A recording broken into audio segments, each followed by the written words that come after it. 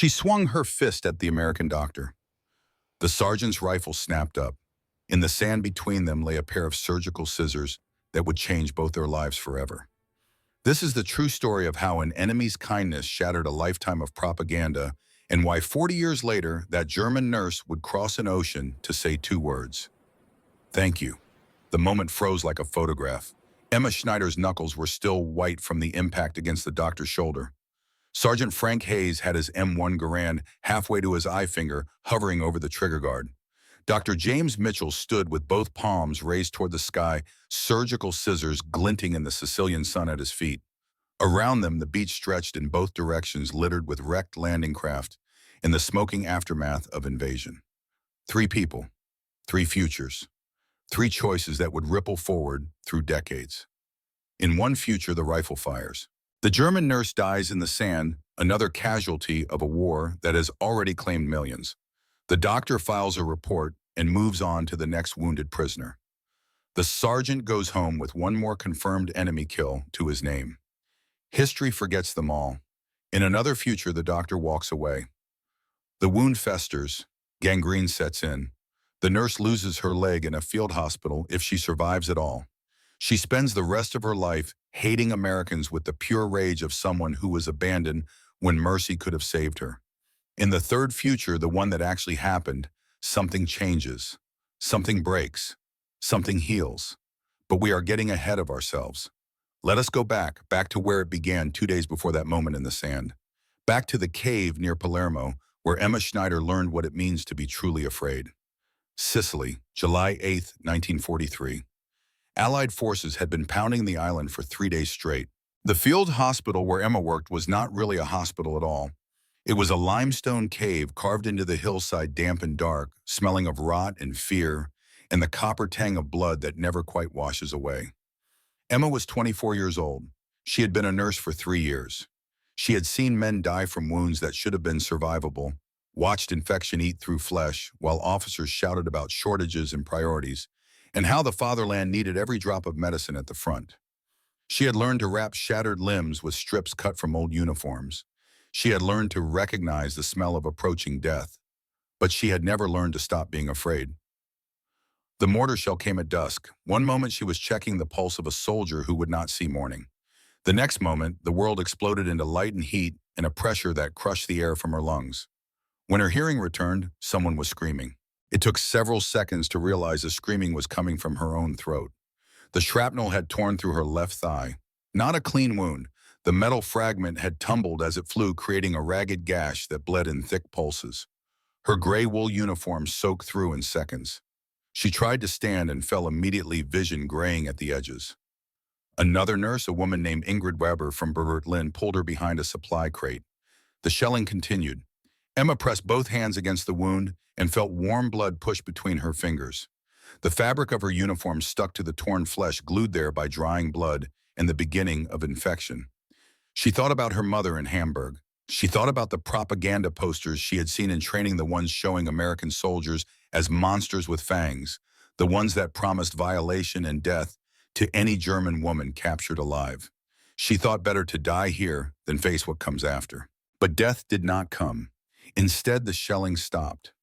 The cave fell silent except for the moans of wounded men and the drip of water somewhere in the darkness. An officer shouted orders, but his voice cracked with desperation. The radio was dead. The supply line was cut. There would be no evacuation, no relief, no last-minute rescue. Emma lay against the stone wall and watched her blood pool on the cave floor. The pain had shifted from sharp to deep, a throbbing ache that made her teeth chatter, despite the heat.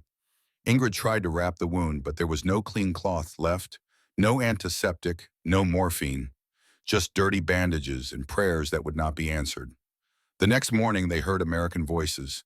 The voices came through the olive trees like something from a fever dream. Sharp consonants, hard R's, a language Emma had studied in school but never expected to hear outside a classroom. Young voices, some of them barely old enough to shave, laughing nervously as they cleared the hillside. One of the German soldiers tried to run. A burst of gunfire cut him down. Then silence again, heavier this time, waited with the understanding that resistance meant death. A white flag appeared from somewhere. Emma never learned who raised it. She only knew that when American soldiers in dust, stained khaki appeared at the cave entrance, nobody fought back. The surrender was quiet, anticlimactic. The Americans gestured with their rifles toward the beach below. No screaming, no violence. Just tired men with weapons pointed at other tired people without them. Emma tried to stand. The movement tore the wound open again. Fresh blood soaked through the makeshift bandage Ingrid had tied that morning. Every step sent lightning bolts of agony up her spine, but Emma forced herself not to limp. Weakness, she had been taught, invites cruelty. Show pain and they will hurt you more. The column of prisoners stumbled down the hillside in the morning heat. Emma bit her tongue until she tasted copper. Her vision swam. Twice she nearly fainted. Both times Ingrid caught her elbow and kept her upright without a word. They reached a clearing near the beach. The sand was white and bright and hurt Emma's eyes after the darkness of the cave. Wrecked landing craft lay half buried like the ribs of dead animals. Smoke still rose from the hills behind them. The smell was oil and cordite and salt. A tall man waited beside a jeep. He was not armed. This registered in Emma's mind as strange, dangerous a trick. American soldiers carried rifles. This man wore a Red Cross armband and had his sleeves rolled to the elbows. His forearms were sunburned, the deep red of someone who had been outdoors too long. Round spectacles sat on a face that looked too young for the gray in his hair. Medical, one of the Marines said, nodding toward the group of German nurses. The tall man looked them over quickly. His gaze was clinical, professional. He might have been examining livestock at market. Then his eyes stopped on Emma's leg, on the dark stain spreading from mid-thigh down past her knee, and something changed in his expression. He pointed at her, then at a stretcher strapped to the side of the jeep.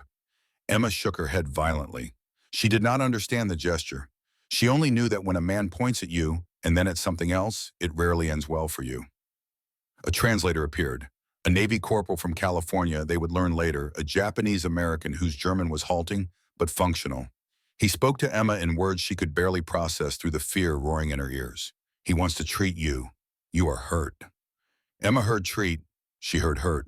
Her mind, trained by months of propaganda and the primal terror of capture, translated these into interrogate, into torture, into all the things they had promised would happen to women who fell into enemy hands. The American doctor stepped forward. Emma flinched backward, stumbling. The Marines around them tensed, hands tightened on rifle stocks. The air crystallized with the possibility of violence. The doctor crouched down, studying the wound with eyes that held no malice, only concern. He murmured something to the translator. She will lose the leg if we wait. The words cut through Emma's panic. Lose the leg. She looked down at her thigh, at the blood that had soaked through every layer of bandage, at the red streaks climbing toward her hip that meant infection spreading through her bloodstream. She knew enough medicine to know the translator was right. But knowledge and trust are different things. The doctor pulled something from his field kit. Scissors. Surgical scissors with curved blades that caught the sunlight and threw it back in sharp glints. He held them up so Emma could see them clearly. So she would know what was coming, he said slowly in heavily accented German. I must cut. He pointed at the blood-stiffened fabric of her uniform. Emma's world narrowed to those scissors. She had seen scissors used in field hospitals. She had seen them cut away clothing from wounded soldiers. She had also heard stories whispered in the dark by women who feared capture about what American soldiers did to German women, about humiliation and violation and how death was preferable. She shook her head. No, no, no. The translator tried again. The doctor needs to see the wound. He cannot help if he cannot see. But fear is louder than reason. Fear drowns out logic and compassion and the evidence of your own eyes. Fear screams that everything you were taught must be true, that the enemy is monstrous, that mercy is a lie they tell before they hurt you. When the doctor knelt in the sand and slipped the scissors under the edge of her torn uniform, Emma screamed. It was not a scream of pain. It was the sound of every nightmare condensing into a single moment of pure terror. It was the sound of a woman who believed with absolute certainty that her life was about to end in the worst way possible. The Marines jerked upright. Rifle barrels swung toward her. Sergeant Hayes, the man from Oklahoma, who had lost his brother in Tunisia 3 months earlier, brought his weapon up to firing position on pure instinct. Emma swung her fist. It was not a calculated attack. It was the thrashing of a drowning person, the last desperate act of someone with nothing left to lose. Her knuckles connected with the doctor's shoulder, a glancing blow that barely moved him. She tried to scramble backward. Her wounded leg buckled. She fell hard in the sand and the impact tore the wound wide open. Blood welled up bright red through the old fabric, soaking into the white sand, spreading in a dark stain that seemed too large, too fast, too much. For one heartbeat, everyone froze. The woman sprawled in the sand, bleeding. The Marines tense and ready. The doctor halfway between command and compassion, scissors still in his hand. And in that frozen moment, Dr. James Mitchell made a choice. He dropped the scissors. They fell into the sand with a soft thump, blades glinting uselessly in the sun. He raised both hands high above his head, palms open and empty toward the sky. "Medkit," he shouted. "Bandage! Now!" The Navy corporal ran to him with a green canvas pouch. Mitchell opened it deliberately slowly where Emma could see every movement. He pulled out gauze, antiseptic powder, forceps that gleamed silver in the sunlight. No weapon, no rope, no instrument of torture. He poured iodine onto a clean pad. The sharp medicinal smell cut through the salt air. He pressed the cloth against his own forearm, demonstrating, showing her that it would not hurt, that it was only medicine. "Stop bleeding," he said in broken German, pointing at his arm and then at her leg. "You hurt. Me help." Emma stared at him. Her chest heaved with panicked breaths. Her eyes darted from the iodine-soaked pad to his raised hands, to the translator, stammering explanations in fractured German. "He is doctor," the translator said. "Not soldier, please. He only wants to help." Something in Emma's face shifted. The fear did not leave. Fear that deep does not vanish in an instant. But confusion crept in alongside it. Doubt, the terrible possibility that she might be wrong. She nodded once, a tiny movement, trembling. Dr. Mitchell approached again. This time he moved like a man approaching a frightened horse, slow and careful, telegraphing every motion. He knelt in the sand beside her. He picked up the scissors again, and Emma's breath caught, but she did not pull away. He slid the blade under the fabric, cut upward in one smooth motion. The sound of cloth tearing away from dried blood made Emma's stomach turn, but she held still. Mitchell worked quickly after that. He rinsed the wound with water from his canteen, the liquid running pink over the sand. He sprinkled sulfa powder directly into the torn flesh, the white crystals dissolving into paste. He wrapped fresh gauze tight above the gash, applying pressure to slow the bleeding, his hands steady and sure. When he tied the bandage off, his forearms were streaked with her blood. He looked up, met her eyes directly, and said a single word she did not need translated. "Okay." The word hung in the air between them. A promise, a reassurance, a declaration that she was against all odds and expectations going to be okay. Emma blinked. For the first time since the Allied invasion began 3 days earlier, she saw something in an enemy's face that was not hatred, not cruelty, not the savage joy of victory. She saw exhaustion, focus, concentration. The look of a man doing his job, a doctor treating a patient, a human being, helping another human being despite the war raging around them. She saw for just a moment something that looked almost like mercy. That night, the prisoners were loaded onto trucks bound for the southern beach and the transport ships waiting offshore. The ocean stretched black under the moon, endless and unknowable. Emma sat wedged between two other nurses in the back of the truck, her leg throbbing with each bump in the road, but the pain was different now. Cleaner. The kind of pain that comes with healing instead of dying. The torn fabric of her uniform fluttered against the fresh gauze. In her mind, the same image replayed over and over. The moment when the American doctor's hands stopped her bleeding instead of her life. The moment when he could have let her die, could have walked away, could have done any of the terrible things she had been taught to expect. But he had chosen differently. She did not know his name yet. She did not know where they were taking her. She did not know that the scissors he had used would be kept and polished and eventually returned to her 40 years later with a letter that would make her weep. She only knew that in the sand on a beach in Sicily, surrounded by the wreckage of war, an enemy had shown her kindness. And somehow, impossibly, that was harder to accept than hatred would have been. Because hatred makes sense in war. Hatred is expected, justified, almost comfortable in its familiarity. But mercy from someone you have been taught to fear and despise, mercy that asks nothing in return, mercy that simply exists because someone chose to offer it. That kind of mercy breaks something inside you. It cracks open the walls you have built. It forces you to see the enemy as human. And once you see their humanity, you cannot unsee it. The truck rumbled through the Sicilian night toward the waiting ships, toward America, toward Texas and a POW camp called Fort Sam Houston, toward years of choices and consequences that would ripple forward through time. But Emma did not know any of that yet. She only knew that an American doctor with tired eyes and steady hands had saved her leg when he could have let her suffer. And that single act of unexpected grace had planted a seed of doubt that would grow slowly but inevitably into something that would change her life forever. The question that would haunt her for weeks to come was simple and terrible. If they lied about this, what else did they lie about? Now, before we continue, I want to hear from you. If you or your father served in World War II and encountered German prisoners of war, I want to know your story. Drop a comment below about what you remember, because what happened in places like Fort Sam Houston, Texas, changed the world in ways most people never knew. These stories matter. Your memories matter. Share them with us. But first, let me tell you about the people in this story. Because to understand what happened next, you need to know who they were before the war made them enemies. Emma Schneider was born in Hamburg in 1919, the year after the First World War ended. She never knew her father. He died in the trenches of France when she was 2 years old, another casualty of a war that was supposed to end all wars. Her mother raised her alone, working as a seamstress, stretching every pfennig to keep them fed and housed. Her mother taught her one lesson above all others. Survival is not shameful. It was a lesson born from hard experience. A lesson from a woman who had watched her husband march away to die for Kaiser and country, who had stood in breadlines, while politicians promised glory, who had learned that survival sometimes means swallowing your pride and doing what you must.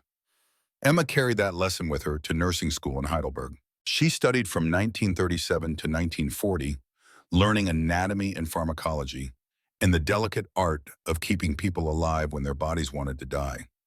She was good at it, precise, calm under pressure, the kind of nurse who could set a broken bone while bombs fell overhead without her hands shaking. She did not join the Nazi Party. She did not believe the speeches about racial purity and living space and the destiny of the Aryan race. She believed in helping wounded people.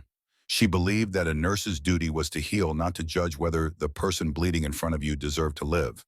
But belief is a luxury in wartime. When the army said go to Sicily, she went. When they said work in the field hospital, she worked. When the morphine ran out and the bandages ran out and the antiseptic ran out, she did what she could with what remained. And when the Americans came, she was ready to ding rather than face capture. Because survival is not shameful, but there are some things she had been taught that are worse than death. Dr. James Mitchell was born in Fort Worth, Texas in 1911. His father raised cattle. His grandfather had been a Texas Ranger. He grew up learning to ride horses and rope steers and speak with the slow drawl that marked him as a Texan even when he traveled north to Baltimore for medical school.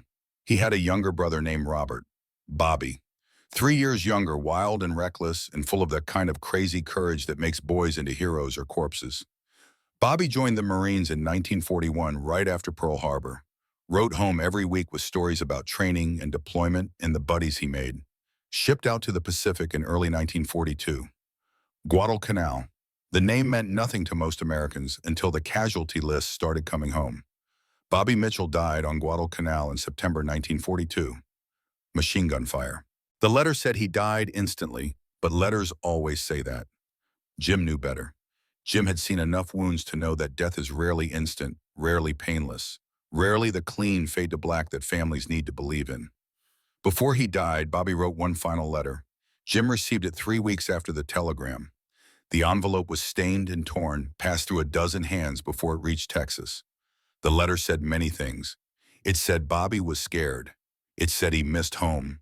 It said he was proud to serve, but wished the war would end. And at the very end, in handwriting that grew shaky toward the bottom of the page, Bobby wrote this: "Don't let hate win, Jim. When you see the enemy's face, remember, they got a mama too." Jim Mitchell read that letter 100 times. He read it the day he volunteered for the Army Medical Corps. He read it the night before he shipped out to North Africa. He read it in the field hospital outside Palermo when a German nurse swung her fist at him and a rifle barrel swung toward her head. Don't let hate win. He made a promise over his brother's grave. He would save one enemy soldier, one German, one Japanese, one Italian. Just one. As a way of honoring Bobby's final wish. As a way of proving that mercy could survive even in the belly of war.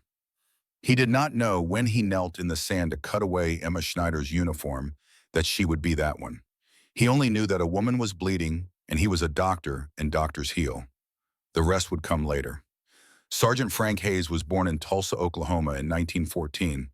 He had a younger brother too, Tommy. Best friends since childhood, they did everything together. Hunted rabbits, played baseball, joined the Army on the same day in 1942. Tommy died in Tunisia in April 1943. German artillery.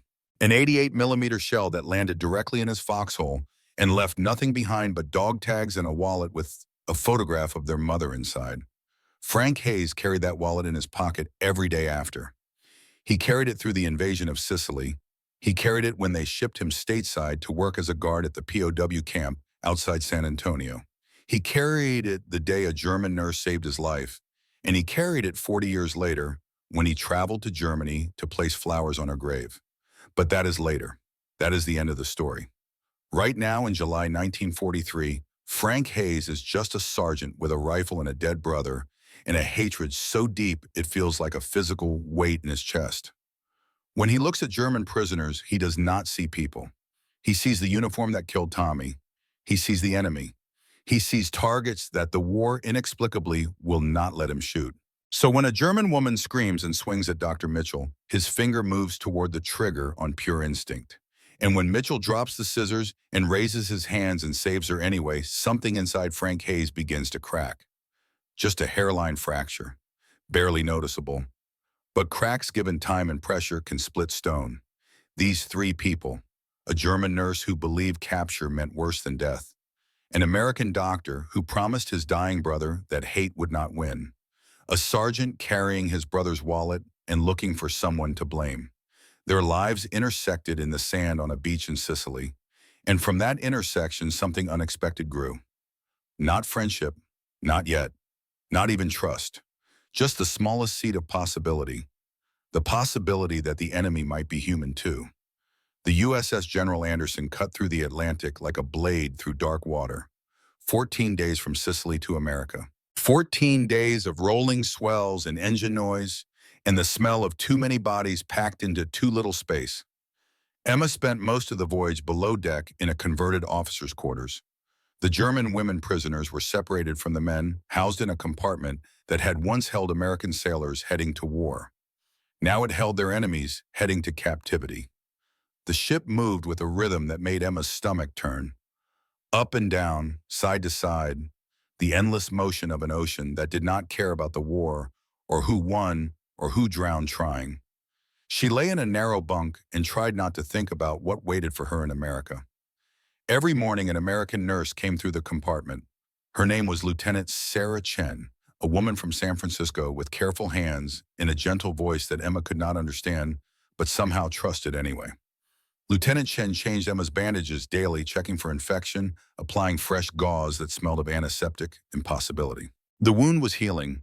Emma could see it in the way the angry red streaks receded, how the swelling went down, how the pain shifted from sharp agony to dull ache. American medicine, American care, given freely to an enemy who had been taught that Americans delighted in German suffering. The other nurses watched in silence, some with gratitude, some with suspicion, one with barely concealed contempt. Ingrid Weber was 28 years old, a nurse from Berlin, daughter of a party official who had raised her to believe in the Führer's vision with the fervor of religious faith. She had pale blonde hair cut short for practicality and eyes that held the kind of certainty Emma had learned to fear. On the third night at sea, Ingrid spoke to Emma for the first time since Sicily. "You let them touch you." Emma looked up from her bunk. The compartment was dark except for a single dim bulb that swung with the ship's motion. "They are treating my wound," Emma said. "They are making you dependent, making you grateful, making you forget who you are. I am a nurse. I know medicine when I see it." Ingrid leaned closer, her voice dropping to a whisper that somehow carried more weight than a shout. "In Germany, We die with honor. Here we live with shame. Emma said nothing. What could she say? That she did not want to die, that survival felt less like shame and more like a gift she had not earned but would accept anyway. That every night she dreamed of Dr. Mitchell's raised hands and wondered what kind of man chooses mercy when war teaches hatred. She turned her face to the wall and listened to the ocean moving beneath the hull.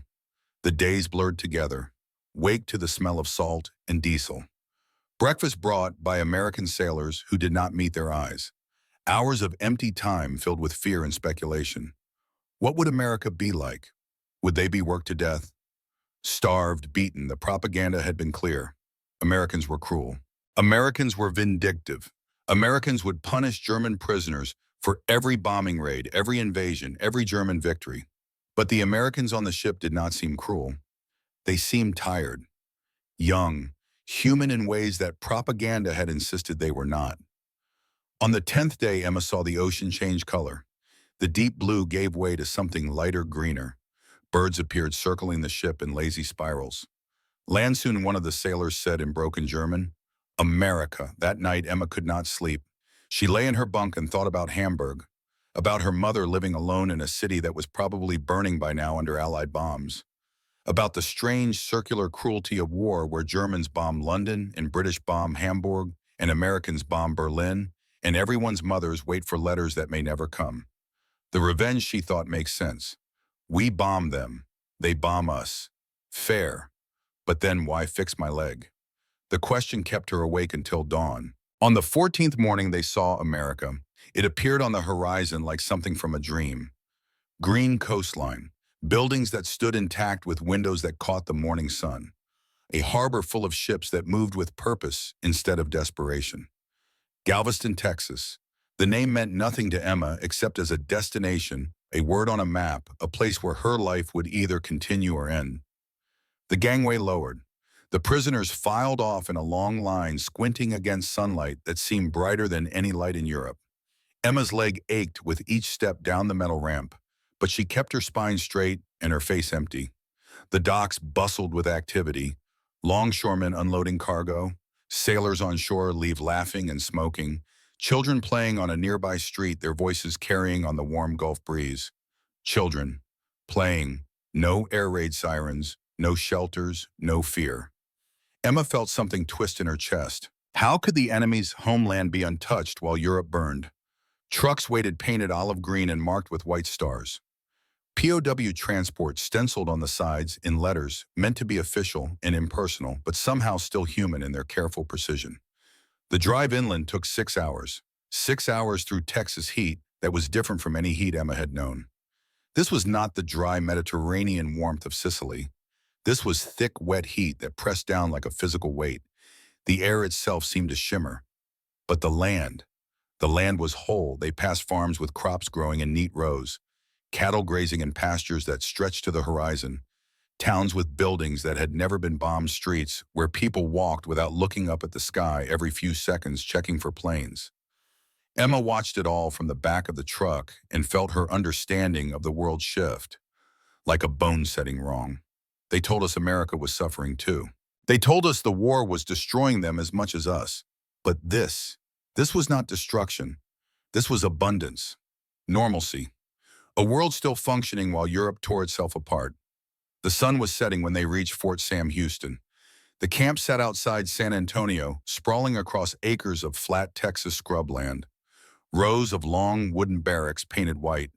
Guard towers at each corner with searchlights that would sweep the compound at night. Barbed wire fence 12 feet high, glinting in the last light of day. But there were other things too, things Emma had not expected. A medical clinic with a red cross painted on the roof. A mess hall with smoke rising from kitchen vents carrying the smell of cooking meat. A recreation yard with space to walk, to breathe, to exist as something other than cargo. The truck stopped. The gate opened. They filed through into a compound separated from the main prison population. The women's section. Barracks 7. A camp commandant stood waiting, an older man with silver hair and a chest full of ribbons Emma did not recognize. He spoke in English. A translator, a German-American corporal from Wisconsin, repeated his words. You will be treated according to the Geneva Convention. You will work. You will be fed. You will receive medical care. You will not be harmed. Attempts to escape will be punished and cooperation will be rewarded. Welcome to Fort Sam Houston. Welcome. The word seems strange in this context. Who welcomes prisoners? The barracks were simple but clean. Rows of bunk beds with thin mattresses and wool blankets. A stove at one end for heat when winter came. Windows with screens to keep out insects. A latrine that was crude but functional. Emma chose a lower bunk near the wall. She sat on the mattress and felt the exhaustion of 2 weeks at sea and 6 hours in the truck hit her all at once. Her leg throbbed. Her head ached. Everything hurt. But she was alive. A shadow fell across her bunk. Emma looked up. The man standing there was about 30, lean and hard, with the kind of face that has forgotten how to smile. He wore sergeant's stripes and carried a rifle with the casual ease of someone who has held weapons longer than he has held hope. His eyes were cold, empty, the kind of eyes that have seen too much death and decided that feeling anything is a weakness. He looked at Emma for a long moment. Then he spat on the floor near her feet. Not close enough to hit her, just close enough to make the insult clear. My name is Sergeant Hayes, Frank Hayes, from Tulsa, Oklahoma. His German was surprisingly good. My brother died in Tunisia 3 months back. German, 88mm shell. They sent me home what was left. Fit in a shoebox. He paused, jaw working like he was chewing something bitter. So do not expect no kindness from me, Fraulein. You may be prisoners. You may be women. I do not care. Far as I am concerned, you are the enemy. And the only reason you are still breathing is because someone above my pay grade said I cannot shoot you. He turned to leave, then stopped. I am assigned to oversee this compound. You will see me every morning. You will follow my orders. You will work when I say work and rest when I say rest. You understand now? Emma nodded. Her throat was too tight to speak. Good.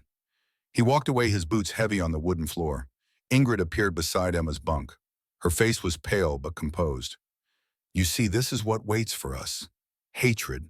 Always hatred. Emma touched the bandage on her leg, clean white gauze that an American doctor had applied with steady hands. Not always, she whispered. Ingrid's laugh was bitter. You are a fool.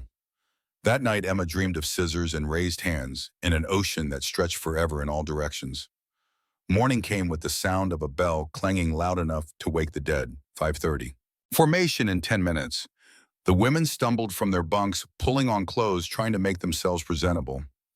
Emma's leg was stiff from a night on the thin mattress, but the pain was manageable. Healing.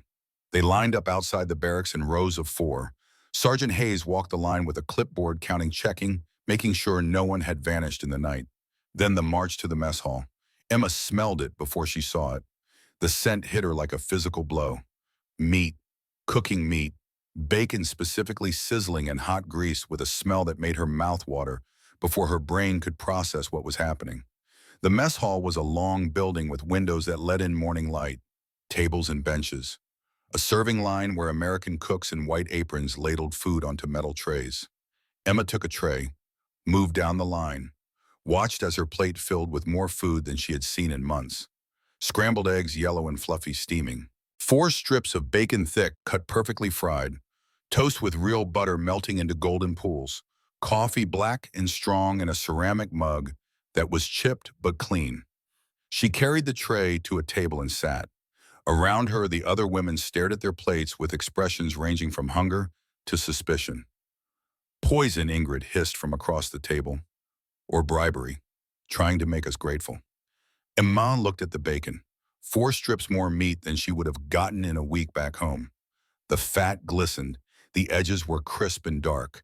The smell was rich and salty and completely, utterly overwhelming. She picked up a strip, bit down. The taste exploded across her tongue. Salt and smoke and a sweetness that came from sugar in the cure. The fat melted, coating her mouth with richness. The crispy edges crunched between her teeth with a texture that was somehow both delicate and substantial. She closed her eyes, could not help it. When she opened them, a guard was watching her from across the hall. Corporal Davis, his name tag read. A Texan, judging by the way he stood, the slouch in his shoulders, as that somehow conveyed both relaxation and readiness. He grinned when he caught her eye.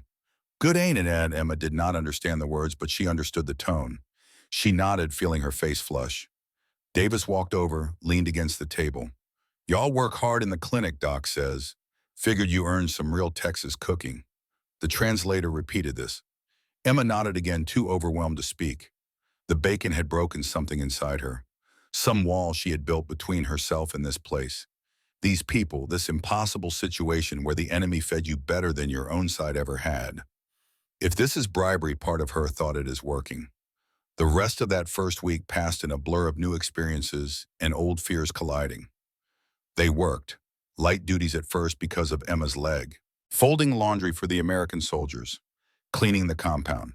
Simple tasks that kept them busy and tired and gave them structure. But every third day, Emma was called to the medical clinic. The clinic sat at the edge of the compound, a long, low building with actual glass in the windows and electric lights that worked. Inside, it smelled of antiseptic and iodine and the sharp, clean scent of alcohol used for sterilization. Dr. Mitchell worked there. Emma saw him on her first visit, checking charts and organizing supplies with the same focused efficiency he had shown on the beach in Sicily. He looked up when she entered. Something crossed his face. Recognition. Relief, maybe, that she had survived the journey. Miss Schneider, he said, pronouncing her name carefully. How was the leg? The translator interpreted. Emma answered in German that Mitchell wrote down in English. It hurts less. The infection is gone, I think. Let me see. She sat on an examination table covered in clean white paper. Mitchell unwrapped the bandage with gentle fingers, examining the wound with the same clinical detachment she had seen before. Healing well, he said. Very well. You will have a scar, but the muscle damage is minimal. You should regain full function. He applied fresh antiseptic, wrapped new gauze. His hands never lingered, never strayed, never did anything that was not purely medical. When he finished, he met her eyes. You take care, Miss Schneider. You are strong. You will be okay. Something in the way he said it made Emma's throat tight. She nodded, not trusting her voice. As she turned to leave, another nurse was being brought in on a stretcher. Ingrid. Emma rushed to her side. Ingrid's face was flushed with fever, her skin slick with sweat. An old wound on her shoulder sustained in Sicily, but never properly treated, had opened and infected. Red streaks climbed up her neck, the telltale signs of blood poisoning. How long has she been like this? Mitchell asked. Since yesterday, the translator said. She refused to ask for help. Mitchell's jaw tightened. He examined the wound, probing gently while Ingrid moaned and tried to pull away. Septicemia, advanced. In Germany, with the shortages, she would be dead within a day. He turned to a cabinet, pulled out a small glass vial. Penicillin. Emma stared. She had heard of penicillin, the miracle drug. The Americans and British had it in abundance, while Germany had nothing but prayers and sulfa powder. Propaganda had insisted it was overrated, that German medicine was superior, that only the weak needed such crutches. But looking at Ingrid dying on the table, Emma knew the propaganda had lied about that too. Mitchell filled a syringe, injected the clear liquid into Ingrid's hip muscle. The dose was large, more of the precious medicine than Emma had seen used on a dozen German soldiers combined. Check her temperature every 2 hours, Mitchell said to the American nurse assisting him. If the fever has not broken by morning, another dose. He looked at Emma. Your friend will live. The medicine will work. Tell her when she wakes. 24 hours later, Ingrid's fever broke. Emma sat beside her bunk and watched color return to her friend's face. The red streaks faded. The delirium cleared. Ingrid opened her eyes and looked around the barracks with confusion. What happened? You were dying, Emma said quietly. Blood poisoning from the shoulder wound. Dr. Mitchell gave you penicillin, American medicine. You have been unconscious for a day. Ingrid processed this slowly. Her hand moved to her shoulder, feeling the fresh bandages. They saved me. Yes. Why? Emma had no answer. She had been asking herself the same question for 2 weeks. Ingrid turned her face to the wall. I wish they had not. The words hung in the air like smoke. 3 days later, when Ingrid was strong enough to walk, Emma found her standing alone in the compound yard. It was late afternoon, the Texas heat beginning to ease as the sun dropped toward the horizon. You are angry, Emma said. I am ashamed. You are alive. There is no shame in that. Ingrid whirled on, her eyes blazing. I owe my life to American medicine, to American doctors, to the enemy. How am I supposed to go home after this? How am I supposed to face my family and tell them I survived because I accepted help from the people who are destroying our country? You survived because you are human and humans want to live. I should have refused the medicine. Then you would be dead. Exactly. Emma grabbed Ingrid on the shoulders, forcing her to meet her eyes. Listen to me. Our mothers did not raise us to die for pride. They raised us to survive. That is what we are doing. Surviving. Ingrid jerked away. You do not understand. You never understood. You are not one of us. You never believed. No, Emma said quietly. I believed in helping people. I still do. She walked away before Ingrid could respond. That Saturday, something changed in the routine. Corporal Davis appeared at the barracks with a basket. Inside were 6 glass bottles so cold that condensation ran down the sides in clear rivulets. Coca-Cola. The labels were red and white and completely foreign. Doc Mitchell says you ladies been working hard in this heat. Figured you could use some refreshment. He handed a bottle to Emma. The glass was ice cold against her palm, shocking in the 100-degree afternoon. Never had Coke before. Emma shook her head. The translator explained that this was a special American drink, very popular. A treat. Go on then. Try it. Emma tilted the bottle to her lips. The first sip was a revelation. Cold, colder than anything she had tasted since before the war. Sweet, impossibly sweet, but not cloying. Carbonated bubbles exploded on her tongue like tiny fireworks. And underneath the sweetness, something else. Spices she could not name. Flavors she had never encountered. It was like drinking bottled strangeness. Bottled abundance. Bottled America. She looked at the bottle in wonder. This casual luxury given to prisoners was more than most Germans had seen in years, Good Davis asked. Emma nodded, not trusting herself to speak. He grinned. Welcome to Texas, ma'am.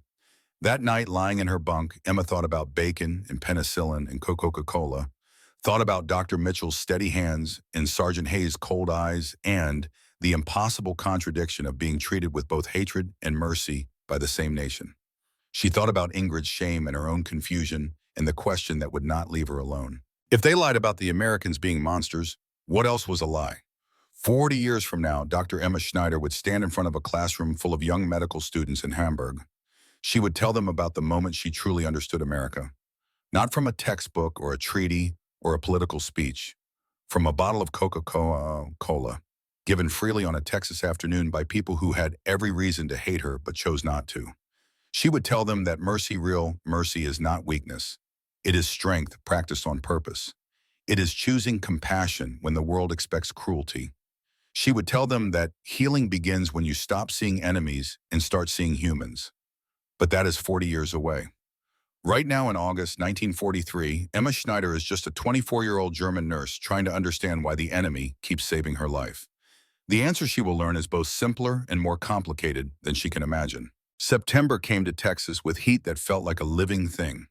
The kind of heat that shimmered off the ground in waves that made the air thick enough to chew. Emma had thought Sicily was hot. She had been wrong. Sicily heat was dry and Mediterranean. Texas heat was wet and heavy, pressing down on the shoulders like an invisible weight. The women worked through it, laundry detail in the compound scrubbing American uniforms in huge metal tubs, while sweat ran down their backs and soaked through their clothes. Emma's leg had healed enough for her to stand for hours at a time, though it ached by evening. The routine became familiar. Wake at 5:30, formation, breakfast that was always too much food, work until noon, break for lunch, more work until 5, dinner, free time until lights out at 9. It was, Emma realized, was something like guilt, easier than her life had been in Germany even before the war. On a Wednesday in mid-September, Corporal Davis appeared at the laundry shed with news. Doc Mitchell says Miss Schneider is cleared for light clinic duty. Says you got medical training, might as well use it. The translator repeated this. Emma looked up from the washtub, surprised. The doctor wants me to work in the clinic, says you are wasting your skills, scrubbing skivvies when you could be helping with patients. That afternoon, Emma walked to the medical clinic with hands that trembled slightly. Not from fear, from something else. Anticipation, maybe. The chance to be a nurse again instead of just a prisoner doing laundry. Dr. Mitchell met her at the door. Miss Schneider, thank you for coming. Let me show you what we need. His German was improving. Still heavily accented, still grammatically imperfect, but understandable. He had been studying, Emma realized, taking time to learn the language of his prisoners. The clinic was organized with military precision. Supply cabinets labeled in English. Instruments arranged by type and use. Charts hung on clipboards tracking each patient's condition. "We have been getting more prisoners every week," Mitchell explained. "My staff is stretched thin. I need someone who knows basic wound care. Suturing, bandage changes. Can you do this?" Emma nodded. "I was trained in Heidelberg. 3 years in nursing school, 2 years in field hospitals." "Good." Mitchell handed her a white coat. It was too large, made for a man, but it was clean and pressed and smelled like starch. "Wear this. You are medical staff now, not just a prisoner." The coat felt strange on her shoulders, heavy with responsibility and possibility. Her first patient was an American soldier. Private Rodriguez from New Mexico, 20 years old, recovering from appendicitis surgery. He looked at Emma with suspicion when she approached his bed. "She German. She is a trained nurse," Mitchell said firmly. "And right now she is your nurse. You will treat her with respect." Rodriguez said nothing, but his jaw was tight. Emma checked his vital signs. Pulse strong and steady, temperature normal. The surgical incision was healing cleanly, no signs of infection. She changed the dressing with practiced efficiency, her hands remembering movements she had performed 1,000 times. When she finished, Rodriguez spoke quietly. "Thank you, ma'am," Emma nodded. "You are welcome." The English words felt clumsy in her mouth, but she had been practicing. Learning from the guards who were willing to teach, from the translator, who corrected her pronunciation, from Davis, who thought it was hilarious when she tried to mimic his Texas drawl. Over the following weeks, Emma learned the rhythm of American military medicine. It was different from German field hospitals. More organized, more resources, more everything. There was always enough gauze, enough antiseptic, enough morphine for patients who needed it. Nobody had to make the impossible choice between saving this soldier or that one because supplies could only stretch so far. The abundance was overwhelming. One afternoon, Emma found herself assisting Dr. Mitchell with a surgery. A prisoner, a German tank commander named Klaus Hoffmann, had developed a strangulated hernia that required immediate repair. Mitchell worked quickly, explaining each step as he went. This part was habit from teaching medical students, Emma realized. He could not stop himself from being a teacher, even with just a German nurse as his audience. Scalpel, retractor, clamp. The instruments passed between them in a rhythm that transcended language. An hour later, they stood at the sink, washing blood from their hands. Mitchell looked at her with something that might have been respect. "You are good at this, better than some of my American nurses. I had good teachers. Who taught you Professor Albrecht in Heidelberg?" "He was old school, demanded perfection." "Albrecht," Mitchell repeated. "I have read his papers on field trauma surgery. Brilliant man." Emma stared. "You read German medical journals?" "Of course. Good medicine does not have nationality." The words hung between them. Simple, profound, completely at odds with everything the war said about enemies and sides and unbridgeable differences. That evening, as Emma walked back to the barracks, she saw something that made her stop. In the recreation yard, a group of men stood near the fence. Not American soldiers. Cowboys. Real Texas cowboys with weathered faces and battered Stetson hats and boots that had seen more miles than most people walked in a lifetime. They were talking to Sergeant Hayes, gesturing at something beyond the fence. Emma moved closer, curious. One of the cowboys was an older man, maybe 60, with skin like old leather and eyes that held the accumulated wisdom of a hard life lived outdoors. His name, Emma would learn later, was Buck Wilson. He had been ranching in Texas since before Emma was born. Buck was leading a horse, a beautiful chestnut mare with a coat that glowed reddish gold in the late afternoon sun. The horse's name was Rosie, and she was gentle as a lamb despite her size. Hayes was shaking his head at whatever Buck was proposing. "I do not know, Buck. Command might not like it." "Command does not have to know everything," Buck drawled. "These folks are locked up all day, every day. I figure a little fresh air on horseback might do them good. Build goodwill and such. They are prisoners, enemy prisoners. They are also human beings who have not seen anything but barbed wire for months. You telling me the U.S. Army is scared of letting a few nurses ride a horse?" Hayes rubbed his face. Emma could see the conflict in his posture. The part of him that wanted to say no on principle, and the part that was slowly, reluctantly beginning to see the prisoners as people instead of just uniforms. "Let me ask the doc," Hayes said finally. "If he clears it, maybe." Buck grinned. "You are a good man, Frank Hayes. Your mama raised you right." After the cowboys left, Hayes stood alone near the fence, staring at nothing. Emma watched him from across the yard. He looked tired, not physically tired, soul tired, the exhaustion of carrying hate for too long. She almost spoke to him, almost walked over and said something. What she did not know. "Thank you for considering Buck's idea. I am sorry about your brother. We are not all monsters," but the words would not come, and Hayes walked away before she could find them. 2 days later, Dr. Mitchell called Emma to his office. "Sergeant Hayes tells me some local ranchers want to let you ladies ride horses. He asked if I thought it was medically safe for you given your leg." Emma's heart jumped. Horses. She had not ridden since she was a girl visiting her aunt's farm in Bavaria. The memory was sun-drenched, imperfect, one of the few truly happy moments of her childhood. "My leg is healed," she said. "I can ride." Mitchell studied her for a moment. "I told Hayes it was fine. More than fine. I think it will be good for morale. Yours and ours. Remind everyone that we are all still human under the uniforms." He paused. "But Emma, I need to warn you, there will be talk. Some of the guards will see this as coddling the enemy. Some of your fellow prisoners will see it as collaboration. You understand, I understand, and you still want to do it."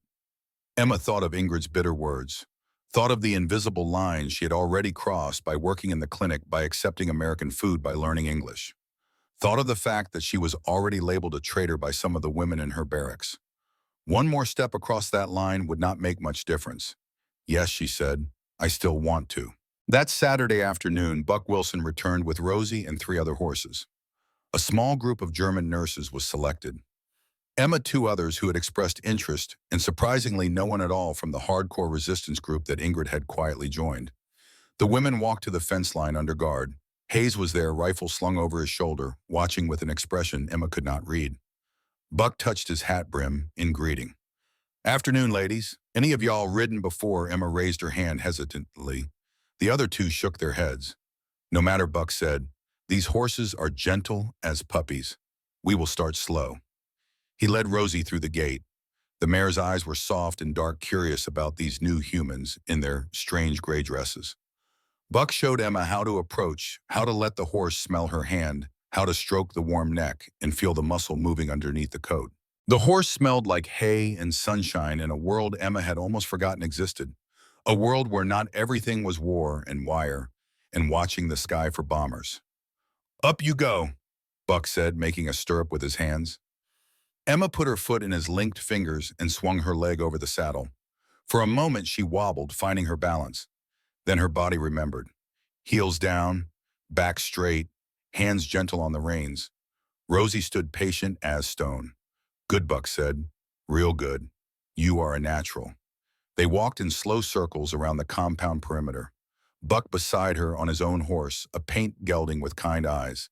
Hayes following at a distance, still watchful but no longer quite so hostile. The sun was setting. The sky turned orange and gold and deep purple. The Texas landscape stretched endless and flat in all directions, big in a way that made Emma feel small but not insignificant. Just part of something larger than herself. For the first time since the war began, she felt something close to peace. "You okay, Miss Schneider?" Buck asked in his slow drawl. "Yes," Emma said in careful English. "Very okay. Thank you. You are welcome, ma'am. Horse therapy. Better than any medicine, I reckon." They rode for an hour. When Emma finally dismounted, her legs were shaky and her wounded thigh ached from the unaccustomed exercise. But her heart felt lighter than it had in years. Buck touched his hat again. "Same time next week," Emma nodded, not trusting herself to speak. As she walked back to the barracks, she became aware of someone watching her. She turned.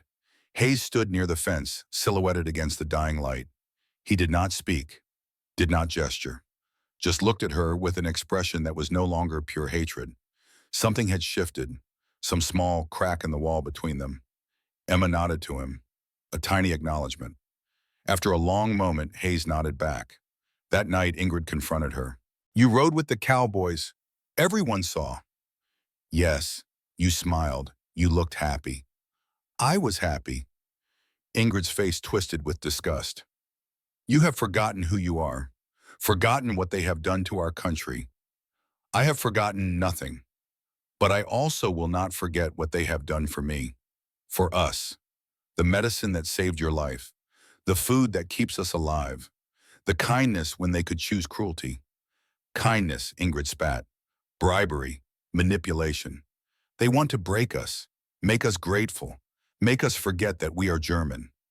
I am German, Emma said quietly, but I am also human, and so are they. Ingrid turned away, his shoulders rigid. You disgust me. Emma lay in her bunk that night and thought about horses and cowboys in the strange reality of her life. Enemy prisoner treated better than she had been treated by her own army. Working as a nurse again, helping American soldiers and German prisoners with equal care. Learning English from men who had every reason to refuse to teach her. Living while Ingrid chose to marinate in hatred and shame. Somewhere in the darkness, Emma made a decision. She would survive, more than survive. She would live, she would learn, she would help. And she would not apologize for choosing life over death, mercy over vengeance, humanity over ideology.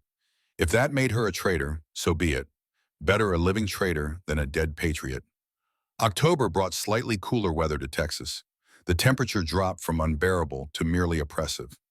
The leaves on the few trees in the compound began to change color, though not with the dramatic intensity of autumn in Europe. Emma's English improved daily.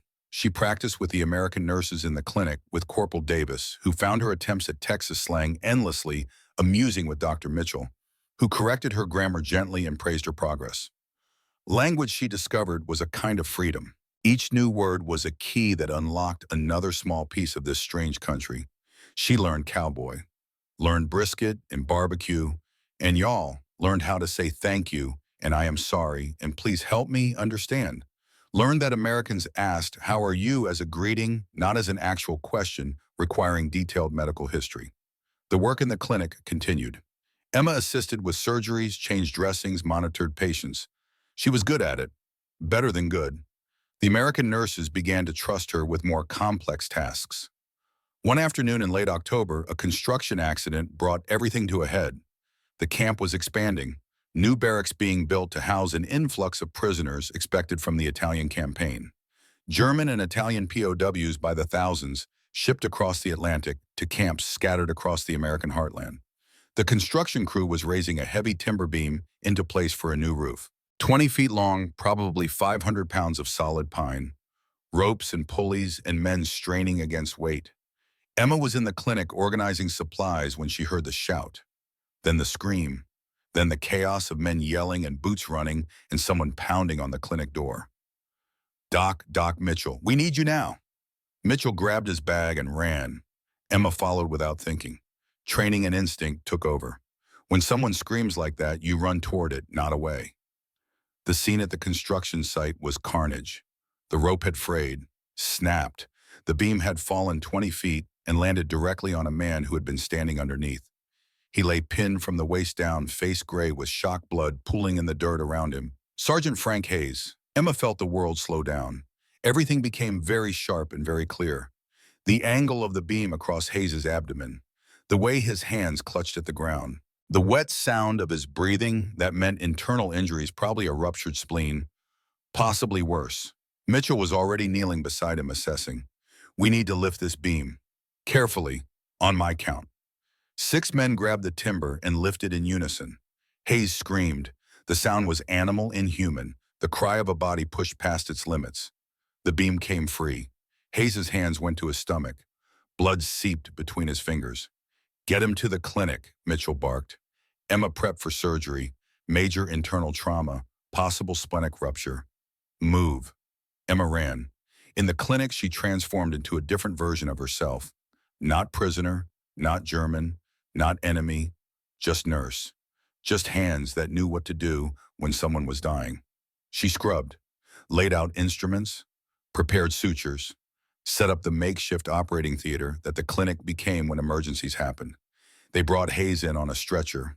He was barely conscious. His eyes rolled unfocused. Mitchell appeared, already scrubbing. I need surgical hands. My regular nurses are off base getting supplies. You are all I have. Emma nodded. Can you do this? Yes. He looked at her hard. This man hates you, you know that. Yes, and you will still help save him. Emma thought of her mother's words. Survival is not shameful. She thought of Dr. Mitchell's hands raised in the Sicilian sun. She thought of every patient she had ever treated, German and otherwise, and the oath she had taken to help the wounded, regardless of who they were. He is hurt, she said simply. I help. Something crossed Mitchell's face. Respect, gratitude, recognition. Then let us save him. The surgery took 3 hours. Hayes's spleen had ruptured, filling his abdominal cavity with blood.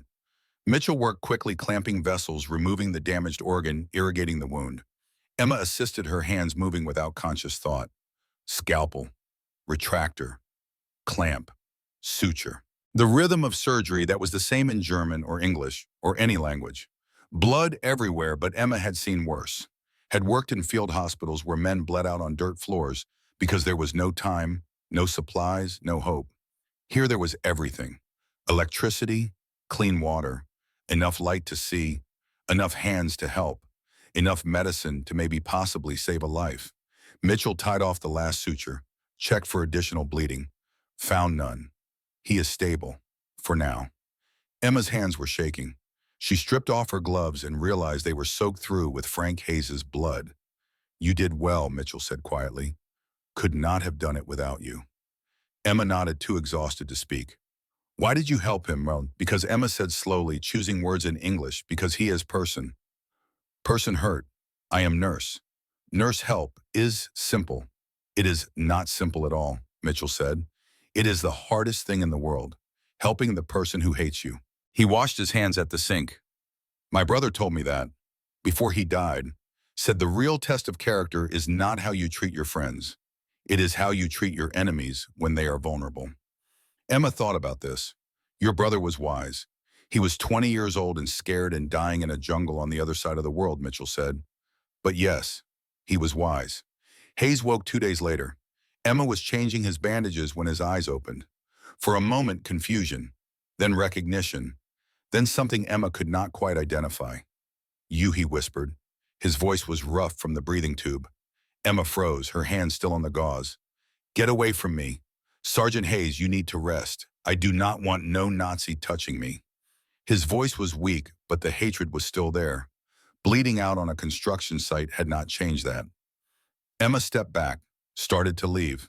Mitchell entered the room. Easy, Frank. You nearly died. I do not care. I do not want her near me. Mitchell's voice went hard in a way Emma had never heard before. That Nazi, as you call her, saved your life. While you were bleeding out, she was the only one with hands skilled enough to assist. I could not have done the surgery without her. You would be dead right now if not for Emma Schneider. Silence, heavy and thick. Hayes stared at Emma, really looked at her for the first time. Not as an enemy, not as a uniform, as a person who had just spent 3 hours elbow deep in his blood, keeping him alive. Why, he finally asked. His voice broke on the word. Emma moved back to his bedside, looked him in the eyes. Because you hurt, she said in careful English. Me help is same as you help me. She touched the scar on her thigh, the one from Sicily, the one Dr. Mitchell had treated while Hayes's rifle was pointed at her head. You, Dr. Mitchell, saved my leg. I save your Leben. Life is fair. Fair, Hayes repeated. He turned his face away. Emma saw wetness on his cheeks. I am sorry, he whispered. The words were so quiet Emma almost missed them. For what? For everything. For hating you. For spitting at your feet. For thinking you were less than human just because of the uniform you wore. His hands clutched the sheets. My brother died and I needed someone to blame, and you were there and you were German, and that was enough. But you saved me anyway.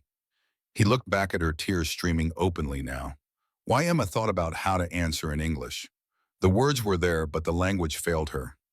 Finally, she switched to German, trusting that Mitchell would translate. Because war makes us enemies. But we choose what we do with that. Dr. Mitchell chose to save me when he could have let me die. I chose to save you for the same reason. Not because we stopped being enemies, because we started being human again. Mitchell translated quietly. Hayes listened, his face working through emotions that seemed to hurt worse than his surgical wounds. When Mitchell finished, Hayes held out his hand. Emma took it. Thank you, Hayes said in German. The words were clumsy and heavily accented, but he had learned them just for this moment. Danke schön. Bitte, Emma whispered. You are welcome. That evening, Emma walked back to the barracks in a daze. Her uniform was still stained with Hayes' blood. Her hands still smelled of antiseptic despite multiple washings. Ingrid was waiting. Everyone knows what you did. Saving the American, Emma said nothing. Colonel Strauss says you are a traitor, says you have forgotten your duty. My duty is to heal the wounded. Your duty is to Germany. Emma turned to face her. Germany sent me to Sicily to die. Germany ran out of medicine while I watched soldiers bleed out on cave floors. Germany taught me to hate people I never met. America gave me penicillin and bacon and a chance to be a nurse again. So you tell me, Ingrid, which one deserves my loyalty? Ingrid's face went pale with rage. You disgust me. Then stop talking to me. Emma walked away, climbed into her bunk, lay there staring at the ceiling while the weight of everything pressed down on her chest. She had crossed a line today, not just a small step, a leap, saving the life of an American soldier while other Germans watched and judged and condemned. There would be consequences, she knew that. But she also knew with absolute certainty that she would make the same choice again. Because mercy is stronger than hatred. Because healing is more powerful than revenge. Because somewhere between a beach in Sicily and a clinic in Texas, Emma Schneider had learned that the enemy's face looks a lot like your own when you really see it. And once you see that, you cannot unsee it, not ever.